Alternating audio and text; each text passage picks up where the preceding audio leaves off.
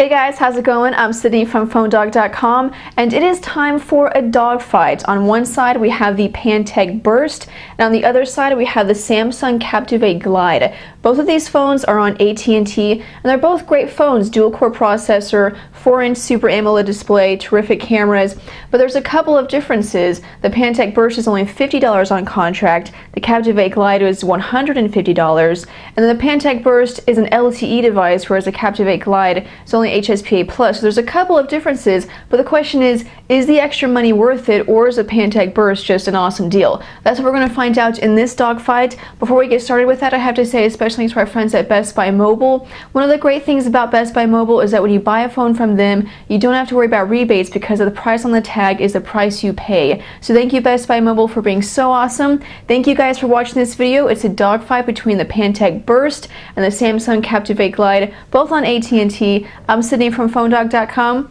Let's get started. Okay, so let's get started, shall we, with the Samsung Captivate Glide and the Pantech Burst, two of AT&T's high-end or mid-range, however you want to look at it, two of their new smartphones. Both are Android phones, as you can see. Both of them ship with Android 2.3, and of course they have their own custom skins. On the hardware front, very impressive specs. We'll get into that in just a little bit, but I want to start with just the overall design of the phones. You can see on the front here, the Captivate Glide has a 4-inch Super AMOLED display. In fact, in terms of the display, they're actually very equal. It's pretty much the same display, so 4-inch Super AMOLED display on the Captivate Glide, and the same 4-inch Super AMOLED display on the Pantech Burst.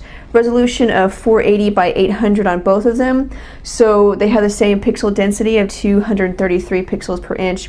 So the display, very impressive on both of them. The only thing I noticed on the Pantech Burst is that it does seem to be a little bit darker, not as bright as I would like for it to be. And this may seem, on camera, it may not translate very well. They may seem very equal, but just, in person, even having the Pantech Burst display brightness all the way up to the max, it's still a little bit too dark. I keep going to the settings thinking it's been lowered somehow because it just doesn't seem to be bright enough, whereas with the Captivate Glide, it's very bright. But again, the Super AMOLED display is beautiful, so you're going to get rich colors, the clarity is great. Overall, just a great display for both of them, so very equal in those respects.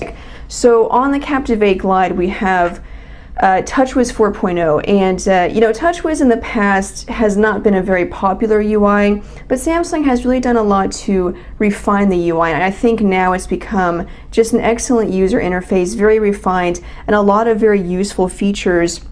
For one thing, the custom widgets that it comes with are resizable. As you can see, you can resize them to any size that you would like. Of course, most people may download their own widgets from the Android market, but if you happen to like these widgets, you happen to like their design, it's nice that they are resizable. You have a dock here at the bottom. You'll notice this also kind of has a new look from previous versions of TouchWiz. So there's shortcuts for phone, messaging, web, and applications.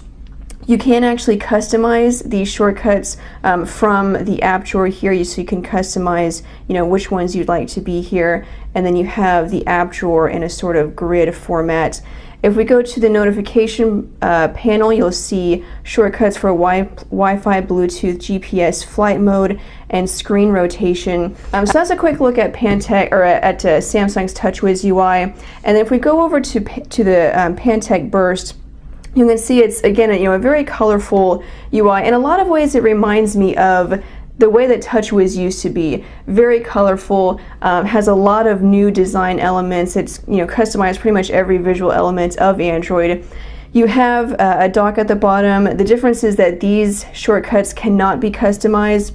It does also come with several custom widgets similar to TouchWiz, but the nice thing about it is that a lot of them have different designs or different sizes. So if we go to the clock, you can see you have 15 different designs, so that's kind of nice. You can kind of scroll through here and see some of them. That's a nice feature that I like about Pantech's UI, kind of similar to HTC Sense. You have several different options for each of the custom UIs.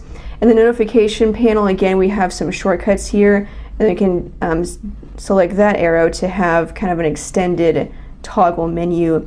And Pantech has also included its own email client, and then the messaging app has also been customized. You can see it's very similar in the bubble format. So that's just a quick look at the UIs. Obviously there's a lot more to it, and again, this is something that's personal preference. personally, I've always liked TouchWiz, and it's just gotten better with TouchWiz 4.0. It's even more refined, so it's definitely one that I enjoy. But you can take a look at both of them and see which one kind of suits you, which one you like the best. So in terms of specs, I mentioned earlier that both of these are excellent devices. The Pantech Burst is powered by a 1.5 gigahertz dual-core Qualcomm Snapdragon S3 processor. So it's got that dual-core processor.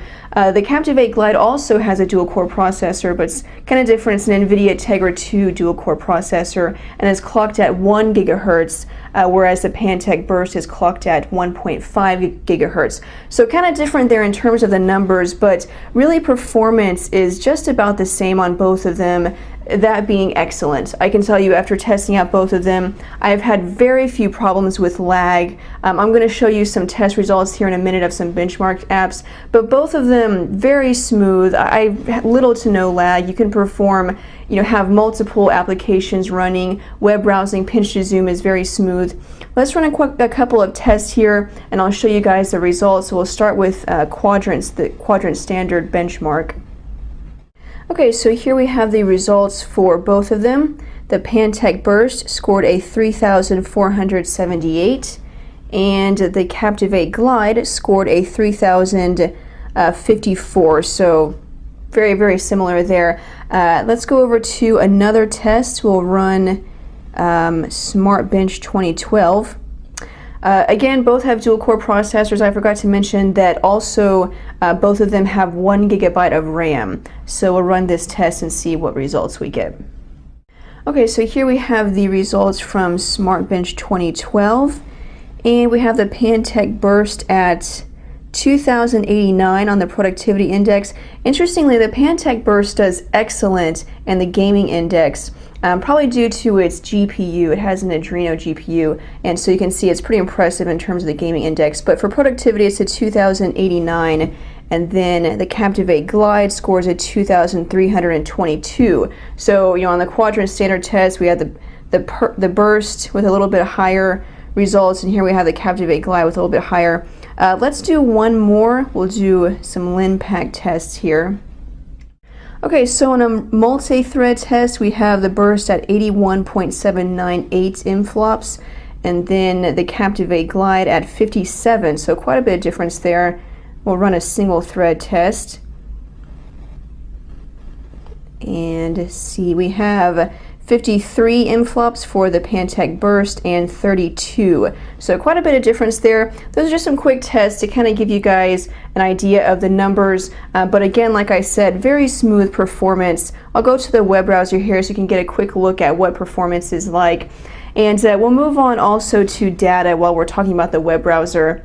The Pantech Burst is actually a 4G LTE device. So you can see in the top corner here, I am pulling an LTE signal. The Captivate Glide is an HSPA Plus device, so you're still going to get 4G speeds, but definitely they're going to be more impressive on the Pantech Burst. And of course, I'll show you guys my speed test results in just a minute. But let's go over to phonedog.com.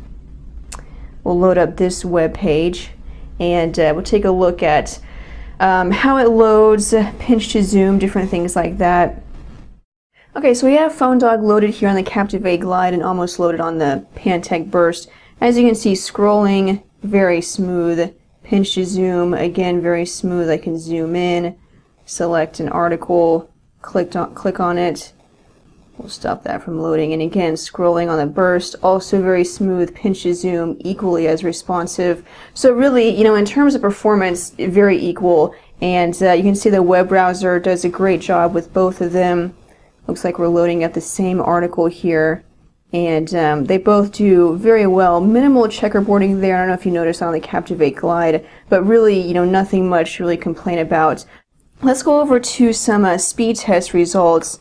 And of course, these are the speed test results that I have while testing in the Dallas area of Texas. And so your results may be different. That's something to consider.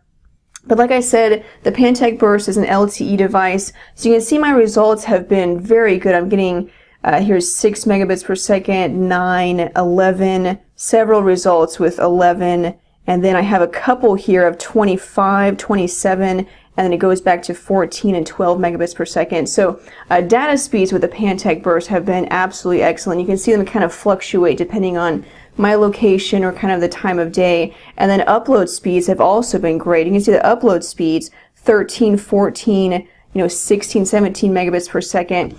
On the Captivate Glide, obviously it's a different story because it is an HSPA Plus device. It's not LTE. And so speeds have been disappointing, even for an HSPA Plus device. You can see 1 megabit per second, not even 1 megabit per second. I do have a couple highs here of, 7, 6 megabits per second, which is pretty good. But, really the average here is about 1 to 2 megabits per second. So that's really disappointing. Again, speeds could vary depending on your location, but just in my test, it's no contest. The Pantech Burst has, excellent speeds, and, probably even depending on coverage in your area, the Pantech Burst will always get better speeds simply because it's an LTE device, and the Captivate Glide, being only an HSPA Plus device,